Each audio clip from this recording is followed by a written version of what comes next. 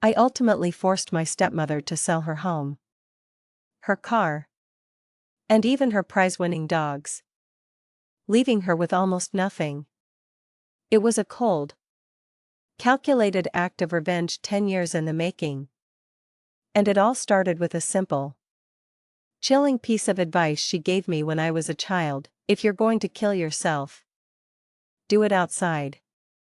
My story begins with the kind of fissure that splits a childhood in two. When I was around 9 or 10, my parents separated. A rift that ended in divorce and my dad forcing my mom to sell the only home I'd ever known.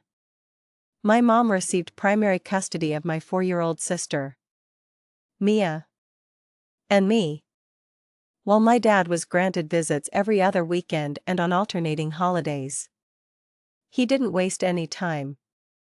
He moved out of our lives only to immediately move in with Brenda and her 3 children. Brenda had a son 2 years my junior and 2 daughters. One a year older than me and another whose age I never quite knew. In a perfect world, we would have become a blended family. Or at the very least, coexisted peacefully. But that didn't happen. While my sister Mia, only 7 at the time, got along with them just fine, I did not. Maybe it was my then undiagnosed Asperger's. Or maybe it was my refusal to instantly celebrate this new replacement family. But Brenda's kids took an immediate disliking to me. The bullying began subtly and then escalated. To make matters worse, my own sister, who adored her new stepfamily, joined in. Over the first 6 months, the torment intensified until I finally broke. I tried to call my mom, begging her to come and get me. But my dad's solution was swift and cruel. He began confiscating my phone the moment he picked us up for the weekend, severing my only lifeline. With no way to call for help, the bullying escalated even more. Whenever I'd work up the courage to report what was happening, Brenda would leap to the defense of her precious demon's pawn, her voice dripping with dismissive contempt. My kids said they didn't do that. She'd sneer. Or she's just lying for attention. Brenda's dismissal was more than just cruel. It was a fatal miscalculation. She was so blinded by her own malice that she couldn't see she wasn't just creating a victim, but forging the very instrument of her future ruin. A commenter on my original story put it perfectly, saying that consistent bullying over a number of years, especially from your own stepfamily, is deplorable. It truly was. The situation grew so dire that I tried to run away on several occasions, hoping to reach my aunt or grandparents who lived within walking distance, albeit a long one. But my attempts were always thwarted. Then, my dad and Brenda moved over 2 hours away, trapping me completely. The visits became a source of pure dread. Every dinner, the only time I'd even see my father, was a masterclass in misery, filled with him spewing venom about my mother, calling her a fat greedy pig and worse. By the time I was 12, I was numb and suicidal. I saw Brenda far more than I saw my own dad. And in a moment of sheer desperation, I confessed to her that I wanted to die. That I couldn't live like this anymore. Her response sealed her fate in my mind forever. She looked at me, her face a mask of irritation, and said, "I don't care. Get the F***ck outside already. If you're going to kill yourself, do it outside." Not long after that, I had a complete meltdown at school. The dam broke, and I unleashed the entire sordid story to my teachers, crying for hours. My school, thankfully, was a good one.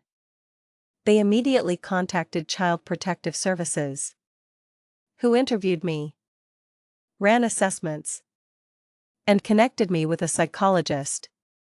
When CPS finally contacted my father about their concerns for my well-being, his reaction was to sever the final tie. He called me, his voice cold and distant. "Since you feel the need to lie like that," he said, "you shouldn't come visit anymore. Stay with your mom." "I don't care." That was the last conversation I ever had with him. Fast forward about 10 years. I received a phone call from my dad's sister. He had died in a car accident. I attended the funeral, where I saw Brenda again, now a widow, and met my half-brother, Liam, for the first time.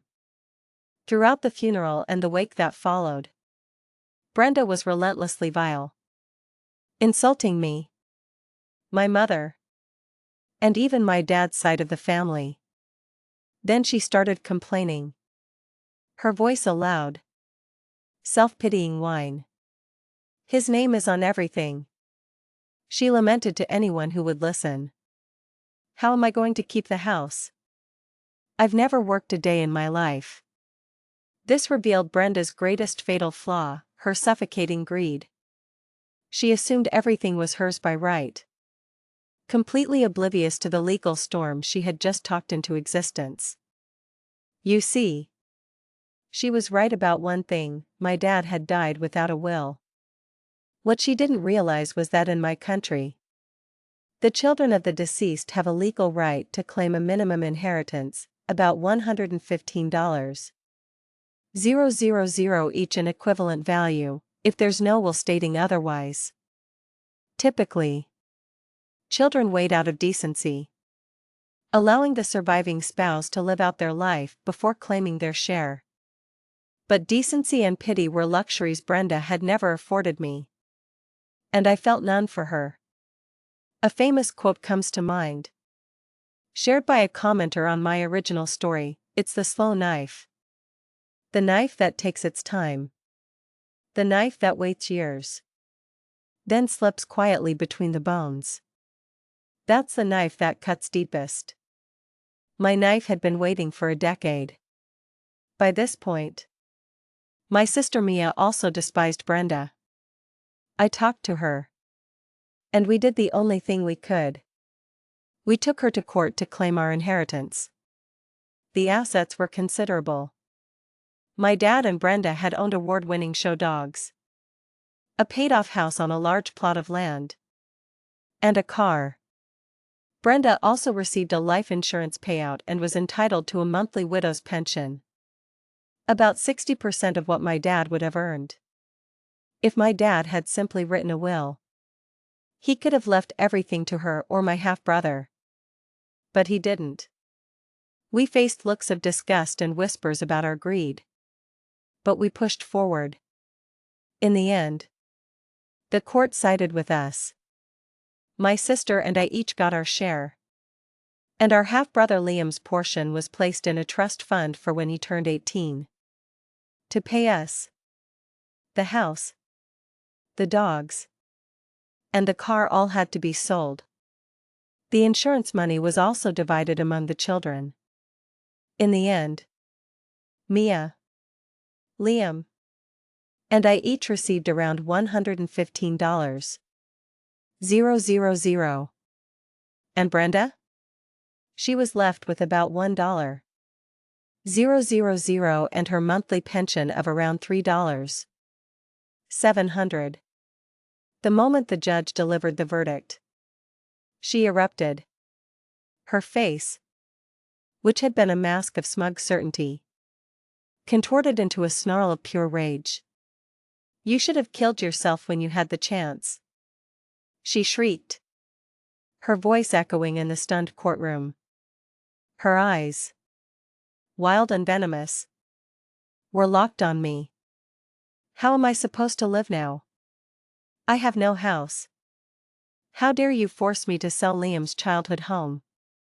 She called me every vile name imaginable, her body trembling with fury. The judge had to slam his gavel. threatening her with contempt of court before she was physically escorted out. Still screaming. She had the option to buy us out to keep the house and dogs. But her greed left her with nothing. She was forced to sell it all.